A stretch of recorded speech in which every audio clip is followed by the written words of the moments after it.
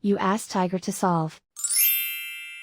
This deals with linear equations with one unknown. The final result is x equals 12. Let's solve it step by step. Group all constants on the right side of the equation. Add 20 to both sides. Simplify the arithmetic.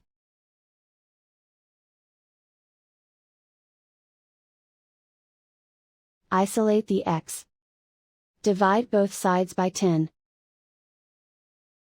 Simplify the fraction. Find the greatest common factor of the numerator and denominator.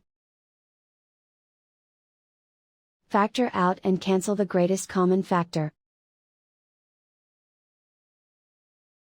And so the final result is x equals 12.